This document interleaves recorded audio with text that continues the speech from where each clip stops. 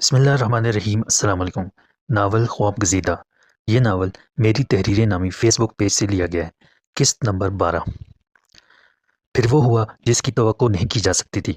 एक शाम राजा बहराम नगर की गाड़ी राजमदारी के घर के नज़दीक आकर खड़ी हो गई। गाड़ी में ड्राइवर के सिवा कोई और न था। वो मोहसिन राव की तलाश में यहाँ आया था। मोहसिन राव घर पर ही मौजूद था। उसने राजा साहब के ड्राइवर को अपने दरवाजे पर देखा तो उसके चेहरे पर खुशी फूट पड़ी। ड्राइवर ने इधर-उधर देखकर उसके कान के नज़दीक बड़ी रज़दारी से कहा, "बीबी जी आई हैं?" "कौन बीबी?" मोहसिन राव ने उस रज़दारी से उससे पूछा। "नादरा बीबी।"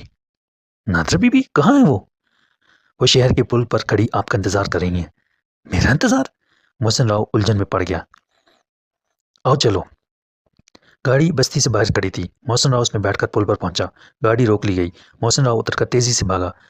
पुल के उस किनारे चादर में नादरा लिपटी थी। अगरचे वो सर से पाँव तक ढकी हुई थी, उसे देखकर कोई ये नहीं कह सकता था कि वो राजा बहराम नगर की बेटी नादरा है। जब वो नादरा के करीब पहुंचा तो सूरज अपना सफ़र तमाम कर चुका था। शाम गहरी हो रही थी। अंधेरा तेज़ी से फैलता जा रहा था। वो उसके नज़दीक पहुंचकर खामोशी से खड़ा हो गया। नादरा ने अपने चेहरे से चादर हटाई और मध्यम सुरों में बोली, "मैं हूँ नादरा। जानता हूँ। क्या तुम्हें मेरे यहाँ आने की तवक्को थी?" "नहीं, बिल्कुल नहीं।" मोहसिन राव ने बहुत सच्चाई से कहा। "लेकिन मैं तो आ गई हूँ, तुम्हारी तवक्को के खिलाफ।" नादरा की आंखों में डूबते सूरज की सुर्खी थी।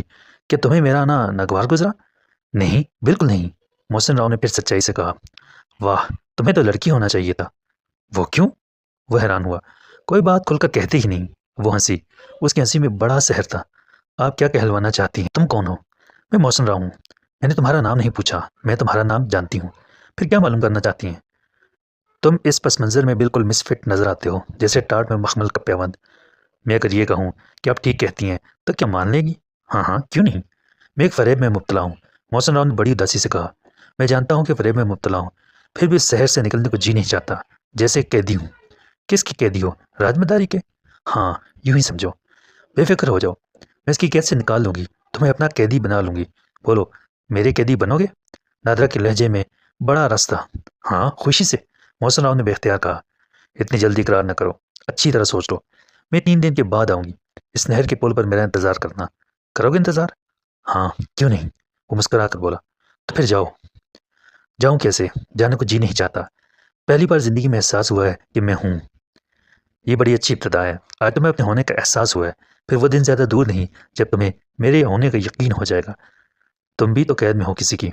"हाँ, एक अंगूठी की कैद में।" नादरा ने बड़े अजीब लहजे में कहा। "तुमने वो अंगूठी मेरे हाथ पर रखी थी। वो अंगूठी अभी तक मेरे हाथ में है। मैंने आज तक पहनी नहीं।" "लाओ दिखाओ हाथ।" मोहसिन राव बोला। "कहाँ है वो अंगूठी?" नादरा ने अपनी चादर से हाथ निकाला और उसके सामने करके मुट्ठी खोल दी, लेकिन उसके हाथ में कुछ न था। हाथ खाली था। अपना हाथ खाली देखकर नादरा परेशान हो गई। ये बात भी परेशान होने वाली थी। उसने सच कहा था। जिस दिन मोहसिन राव ने वो अंगूठी उसकी हथेली पर रखी थी, तो उसने पहनने के बजाय मंगेतर वकार के कोट की जेब में डाल दी थी। जाते ही जब वकार ने उसे अंगूठी वापस की, तो उसने इसे अपने पर्स में डाल दिया था। उस वक्त से आज तक वो अंगूठी उसके पर्स में थी। गाड़ी से उतरते हुए उसे अंगूठी अपनी मुट्ठी में दबा ली थी और चंद लम्हे पहले तक वो अंगूठी उसके हाथ में थी। बस मुट्ठी खोलते ही वो अंगूठी गायब हो गई। "कहाँ है वो अंगूठी?" मोहसिन राव ने मुस्कुराकर पूछा। "मुझे नहीं मालूम कहाँ गई, अभी तो मेरे हाथ में थी।" नादरा ने खिफ़्फ़तज़दा अंदाज में कहा। तब मोहसिन राव ने अपनी बंद मुट्ठी उसके सामने की और मुट्ठी खोल कर बोला, "ये तो नहीं है कहीं?" मोहसिन राव की हथेली पर उसकी अंगूठी मौजूद थी। नादरा ने खुशी से नारा लगाया, "वाह! तुम्हारे हाथ में कैसे आ गई? ओह जादू! तुम कितने बड़े जादूगर हो! ये अंगूठी तुमने अब तक पहनी क्यों नहीं? जब तुमने मुझे ये अंगूठी वापस की थी, तो मेरे दिल में एक ख्वाहिश उठी थी कि तुम मुझे ये अंगूठी पहना देते। उस वक्त मेरे दिल में भी एक ख्वाहिश जागी थी।" मोहसिन राव ने इज़हार तमन्ना किया। "वो क्या?" नादरा ने उसे पुरशौक निगाहों से देखा। "मैंने सोचा था, काश ये अंगूठी मैं हमेशा के लिए गायब कर सकता।" "ऐसा हो सकता है?" नादरा ने बड़े अंदाज से कहा। "ये अंगूठी हमेशा के लिए गायब हो सकती है।" "वो कैसे?" मोहसिन राव ने पूछा। "यूँ।" ये कहकर उसने अंगूठी नहर के बहते पानी में उछाल दी, जो फ़ौरन ही डूब गई। "ये तुमने क्या किया?" मोहसिन राव परेशान हो गया। "कुछ नहीं, मैं इस अंगूठी की कैद से आज़ाद हो गई हूँ। कहीं तुमने उजलत से काम तो नहीं लिया?" मोहसिन राव ने खदशा ज़ाहिर किया। "मुझे नहीं मालूम।" नादरा ने बड़ी मासूमियत से कहा। "जो हुआ वो इख्तियार हुआ है। ये दिल का मामला है, दिल ही जाने।" "नादरा, ये दिल भी कितनी अजीब चीज़ है। कौन जाने कब, कहाँ, किस पर आ जाए।" मोहसिन राव बोला। "हाय! तुमने मेरा नाम लिया, ज़रा फिर लेना।" "नादरा।" मोहसिन राव ने उसका नाम दोहराया। "मोहसिन, मेरे मोहसिन।" नादरा ने जवाब में उसका नाम इस कदर चाह से लिया कि पहली बार उसे अपने नाम पर फ़ख्र हुआ। "नादरा, अच्छा ये बताओ, तुम इस वक्त कहाँ से आ रही हो?" "बहराम नगर से और लाहौर जा रही हूँ। 3 दिन के बाद वापस आऊँगी।" इसी वक्त इस शहर के पुल पर मेरा इंतज़ार करना। मेरा इंतज़ार करोगे ना मोहसिन? नादरा ने बेकरारी से पूछा। क्यों नहीं, मैं तुम्हारा इंतज़ार करूंगा। लाहौर का नाम सुनकर मोहसिन की अजीब कैफियत हो गई। यूं लगा जैसे किसी ने अचानक गर्द आलूद आईने को झाड़ कर उसके सामने कर दिया हो। लाहौर, जहाँ वो पैदा हुआ, जहाँ उसका घर था, जहाँ उसके बाबा थे, उसकी प्यारी सी अम्मी थी। ये तो उसकी ज़िंदगी के सारे ही जख्म हरे हो गए थे। उसके दिल में टीसें उठने लगी थी। क्या हुआ मोहसिन? ये तुम्हें अचानक क्या हो गया? मोहसिन की हालत बदलते देखकर नादरा ने पूछा। कुछ नहीं, जब तुम लाहौर से वापस आओगी तो मैं तुम्हें अपने बारे में बहुत कुछ बताऊंगा। अभी वो बातें कर ही रहे थे कि उन्हें ड्राइवर हिदायतुल्लाह अपनी तरफ आता दिखाई दिया। वो आ रहा है, अब तुम जाओ, मैं तुम्हारा इंतज़ार करूंगा। नादरा 3 दिन के बाद मुलाकात का वादा करके चलेगी। 3 दिन के बाद जब वो वापस आई और नहर के पुल पर पहुंची तो मोहसिन राव उसका मुंतजर था। उस दिन मोहसिन राव ने अपने बारे में सब कुछ बता दिया। नादरा को जब ये मालूम हुआ कि वो राज मदारी का बेटा नहीं बल्कि लाहौर की मशहूर शख्सियत राव शमशाद अली का फर्जंद है और राव अहमद अली का भतीजा है, तो उसकी खुशी का ठिकाना न रहा। उसे हैरत थी कि इतने बड़े बाप का बेटा अपना घर बार छोड़े इस जंगल में किस तरह गुजारा कर रहा है। वो असल में जादू टूने के असरार से नावाकिफ थी, हैरत ज़्यादा थी। जादू तो अच्छे भले आदमी की मत मार देता है। मौसम तो उस वक्त बच्चा था।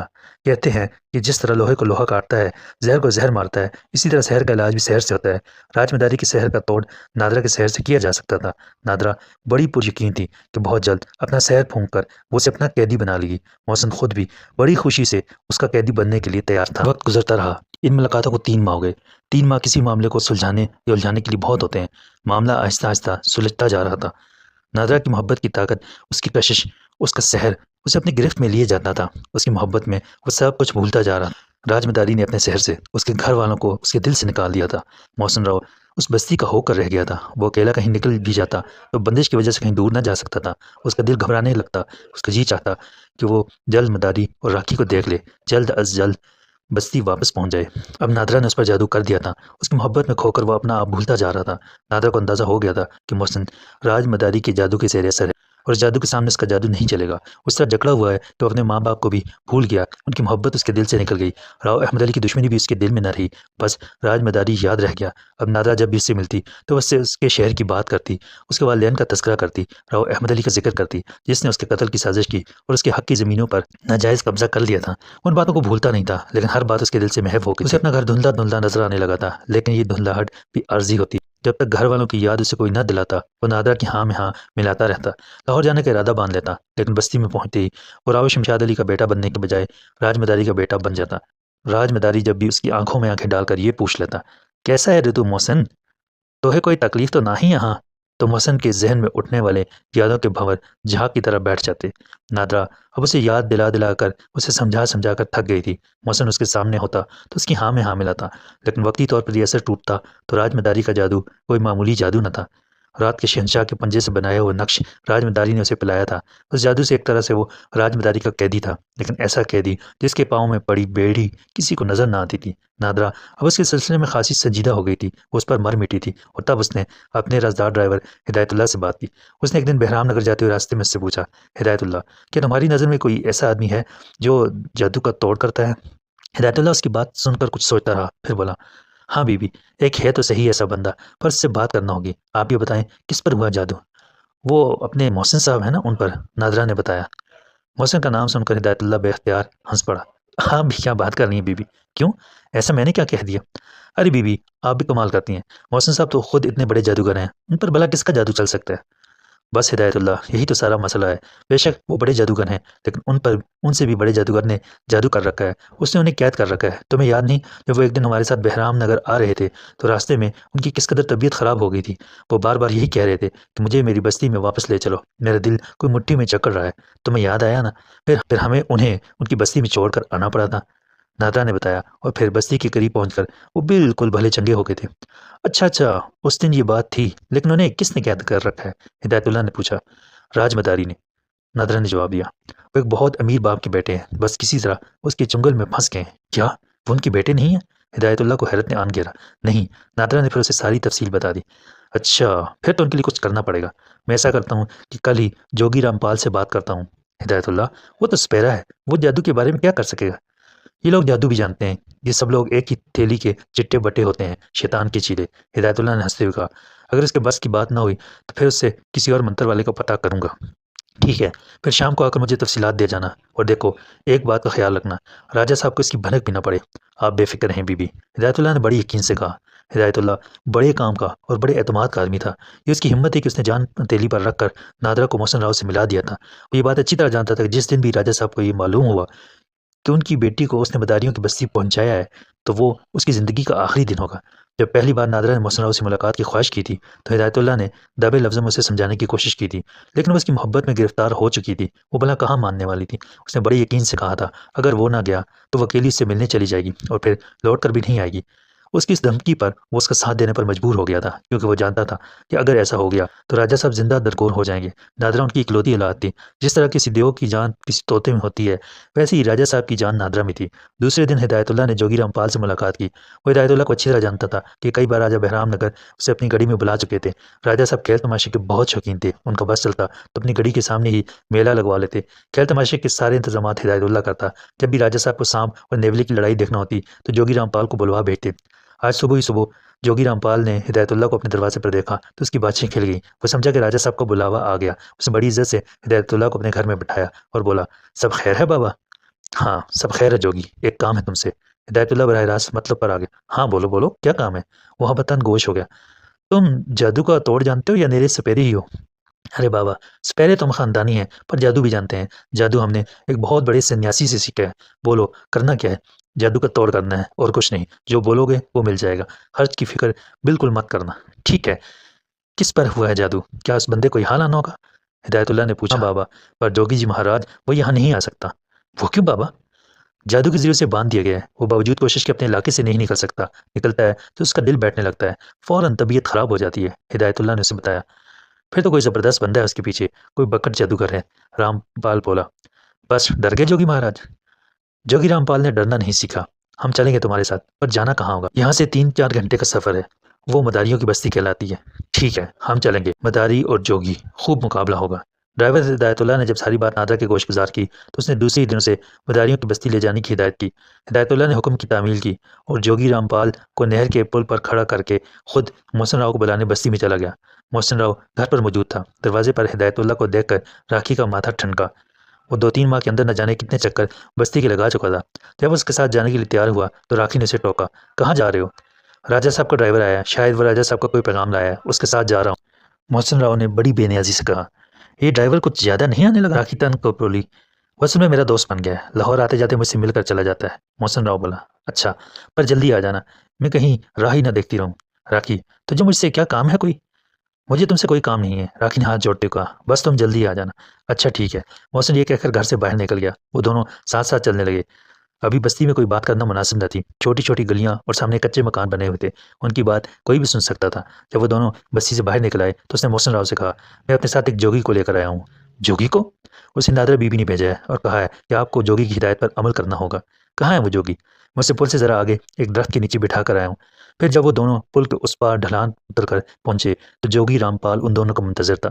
ये जगह ऐसी थी कि यहाँ किसी की नज़र पड़नी मुश्किल थी। जोगी रामपाल ने उसे बगौर देखा और उसे अपने सामने बैठने का इशारा किया। जब वो बैठ गया तो रामपाल ने उसकी आंखों में आंखें डाल दी। चंद मिनट उससे कोई मंत्र पड़ा और फिर बोला, अपने दिल में किसी परिंदे का नाम सोच लो। सोच लिया, मोहसिन राव ने फौरन कहा। अपनी आंखें बंद कर लो। जोगी रामपाल बोला। बंद कर ली, मोहसिन राव ने कहा।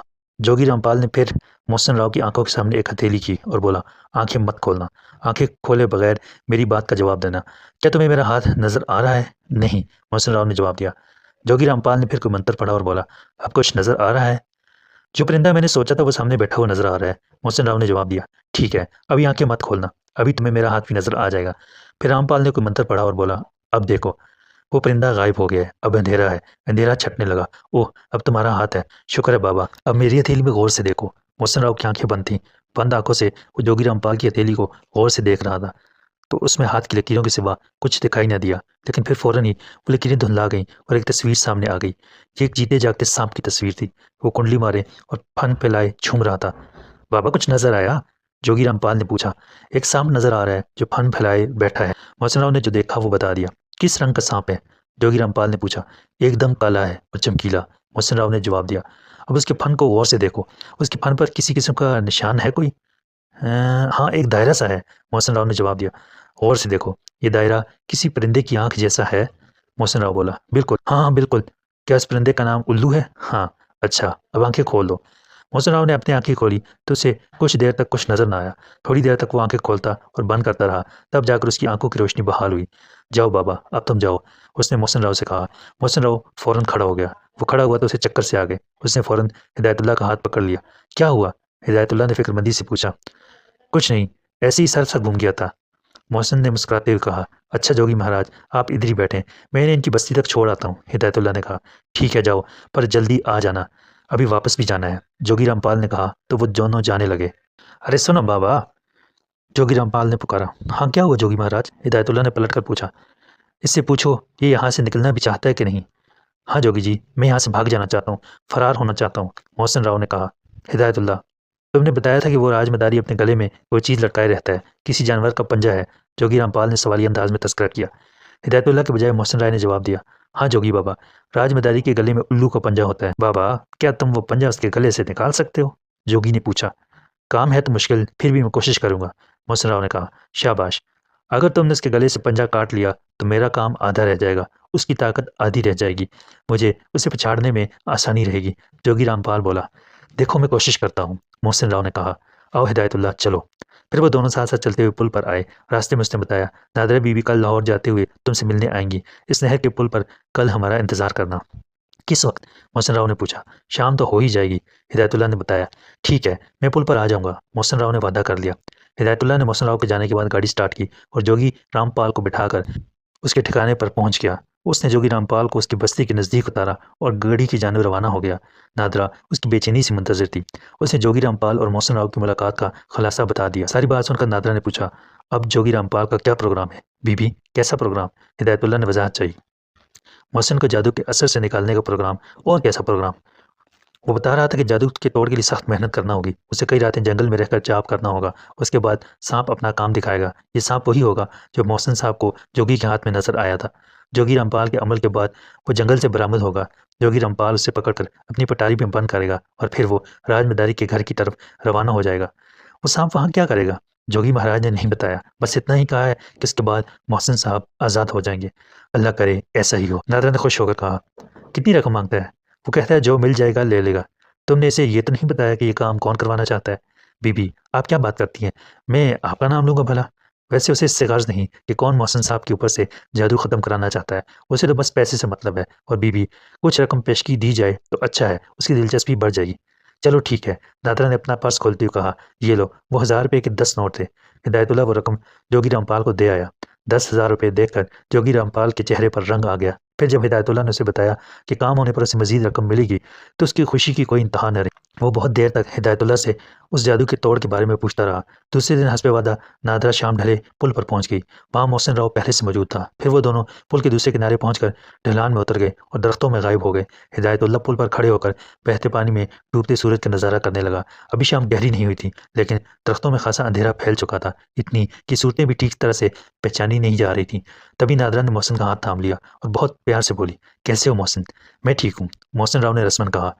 मैंने तुम्हारी निजात का बंदोबस्त कर दिया है। वो जोगी रामपाल 4 दिन के बाद इधर आएगा, यहाँ जंगल में रहेगा, अमल करेगा, फिर अमाउस की रात तुम्हें उस शहर से आज़ादी मिल जाएगी। मोहसिन सोचो वो सुबह किस कदर हसीन होगी जब तुम कहीं भी जाने के लिए आज़ाद होगे। मैं तुम्हारे इस एहसान को ज़िंदगी भर नहीं भूलूंगा। मुझे भूल जाओगे? नादरा ने हंसकर कहा। क्या बात करती हो? वो परेशान होकर बोला। आज़ादी ऐसी ही चीज़ है, मैं आज़ाद कहाँ होऊंगा, एक कैद से निकलकर दूसरी कैद में चला जाऊंगा। अरे भूल गई, तुमने पहली मुलाकात में क्या कहा था? यही कि मैं तुम्हें उसकी कैद से निकाल कर अपना कैदी बना लूंगी, कहा था ना? मोहसिन राव ने कहा। पहले भी इकरार किया था, अब भी इकरार करता हूँ, तुम्हारा कैदी बनकर मुझे खुशी होगी, मोहसिन राव ने कहा। क्या तुम इस कैद से निकलकर मेरे साथ बहराम नगर चलोगे? नादरा ने पूछा। ज़रूर चलूंगा, मगर ये बताओ, गड़ी बहराम नगर के दरवाजे मुझ पर खुल जाएंगे? मेरे होते हुए कौन वहाँ के दरवाजे बंद कर सकता है? मेरा नाम नादरा है, मैं कोई बुज़दिल लड़की नहीं हूँ। मैंने अपने बाबा जान को बता दिया है कि मैं वक़ार से शादी नहीं करूँगी। नादरा ने इंकशाफ किया। फिर उन्होंने क्या कहा? मेरे बाबा जान मुझसे बहुत मोहब्बत करते हैं। उन्हें मेरे इनकार का अफसोस तो हुआ, लेकिन उन्होंने रवायती बाप की तरह मेरे इनकार को अपनी अना का मसला नहीं बनाया। उन्होंने कहा कि जिसकी वजह से तुम ऐसा कर रही हो, उस वजह को मेरे सामने लाओ। बस अब तुम्हें बहराम नगर ले जाकर अपने बाबा जान के सामने खड़ा कर दूंगी और कह दूंगी कि ये है वो वजह। नादरा ने बताया। फिर जानती हो उसके बाद क्या होगा? क्या होगा मोहसिन जी? धाएं धाएं 2 गोलियां चलेंगी और मोहसिन राव खून में लथपथ जमीन पर लौटे लगा रहे होंगे। अगर ऐसा हुआ तो पहली गोली मैं अपने सीने पर खाऊंगी, नादरा ने दावा किया। सच कहती हो? मोहसिन राव को यकीन न आया। झूठ और सच का पता तो आने वाला वक्त बताएगा। अब इस वक्त मैं क्या कहूँ। नादरा को लाहौर जाने के लिए देर हो रही थी। वो अगली मुलाकात का प्रोग्राम तय करके मुस्तकबिल की सुहाने ख्वाब देखती हुई लाहौर चली गई। मोहसिन राव देर तक खड़ा उसकी गाड़ी की सुर्ख बत्ती को देखता रहा, जो न जाने कब का दिखना बंद हो चुकी थी। लेकिन वो उस फर्जी नुक्ते पर नजरें जमाए देखे जा रहा था। अंधेरा गहरा हो चुका था। दूर बस्ती में कहीं रोशनी नजर आ रही थी, बाकी तीन अतराफ में सन्नाटा तारी था। मोहसिन राव अभी सोच ही रहा था कि बस्ती वापस चले कि अचानक किसी ने उसके कंधे पर हाथ रख दिया। हाथ का दबाव महसूस करते ही मोहसिन राव एकदम सहम गया। ये एक नर्म मुलायम दबाव था। वो अपने आप में कहाँ था। वो तो नादरा की बातों में खोया हुआ था, सुंदर सपने देख रहा था कि अचानक उसे किसी ने हिला दिया। वो समझ गया कि वहाँ आने वाला कौन है, लेकिन उसकी समझ में ये नहीं आया कि आने वाला यहाँ क्यों आया। यहाँ क्यों खड़े हो मोहसिन? आने वाले ने पूछा। ऐसे ही खड़ा था, नहर के बहते पानी को देख रहा था। ऐसे अंधेरे में? अंधेरा तो अब हुआ है, मोहसिन ने सफाई पेश की। तुम क्यों आई हो राखी? तुम्हें बापू ने बुलाया है, उसने बताया। उसे कैसे मालूम हुआ कि मैं यहाँ पुल पर हूँ? उसे मैंने बताया कि तुम पुल पर होगे। तुम यहाँ शाम को आकर खड़े हो जाते हो ना। उसने क्यों बुलाया है? मोहसिन राव ने फौरन मौजू बदल दिया। वो डरा कि कहीं और बात उसके मुंह से ना निकल जाए। मुझे नहीं मालूम, चल कर पूछ लो। चलो। राखी ने उसका हाथ थामना चाहा, लेकिन मोहसिन राव ने बहुत नरमी से उससे अपना हाथ छुड़ा लिया। वो तेज तेज चलने लगा। अगरचे मुकम्मल अंधेरा था, पर वो जानता था कि रास्ते में कीचड़ कहाँ है, पत्थर कहाँ है और गड्ढा कहाँ है। बरसों हो गए थे इन रस्तों पर चलते हुए। मोहसिन, राखी जो पीछे रह गई थी उससे जोर से आवाज दी। हाँ, क्या हुआ? मोहसिन चलते चलते रुक गया। मोहसिन, एक बात पूछूं, सच सच बताओगे? वो उसके बराबर आ गई। उसके लहजे में न जाने क्या बात थी। राखी, कोई ऐसी वैसी बात ना पूछ लेना, क्या पता मैं सच कह सकूं या नहीं। मोहसिन राव एक अनजाने खौफ में मुब्तला होकर बोला। अगर तुम कुछ जानती हो तो बेहतर होगा, उसे डरावना ख्वाब समझकर भूल जाओ। तुम कितने कठोर हो मोहसिन, राखी जैसे सिसक कर बोली। मोहसिन राव ने जवाब में कुछ न कहा, बस उसका हाथ पकड़ लिया और उसे बस्ती में ले आया। उसके जज्बात से अच्छी तरह आगाह था। अब उसे यह भी मालूम हो गया था कि वो नादरा के साथ मुलाकातों से गाफिल नहीं है। जब कोई किसी से प्यार करता है तो उससे कभी गाफिल नहीं रह सकता। ये और बात है कि वो खुद को गाफिल जाहिर करे। राखी ने आज तक उससे खुलकर बात नहीं की थी, बस इशारों इशारों में अपनी पसंदीदगी का इजहार किया था। मोहसिन राव ने उसके इशारे समझते हुए भी उसके किसी इशारे का जवाब नहीं दिया था। मोहसिन राव ने रास्ते में सोचा, हो सकता है कि वो नादरा के बारे में कुछ न जानती हो। वो अपने हवाले से कोई बात करना चाहती हो, लेकिन अब कुछ नहीं हो सकता था। बात अधूरी रह गई थी और उसे फिलहाल मुकम्मल नहीं किया जा सकता था। वो सहन में दाखिल हुआ तो राजमदारी सामने ही मुंडे पर बैठा हुआ। उसके सीधे हाथ दो पाँव पर रीछ बैठा हुआ था और बाएं हाथ पर बंदर था। उसके पीछे दीवार में गड़ी हुई कील में लालटेन लड़की हुई थी। पीछे से पड़ती रोशनी में वो तीनों अजीबोगरीब दिखाई दे रहे थे, बेहद पुरस्कार और खौफ में मुब्तला कर देने वाले।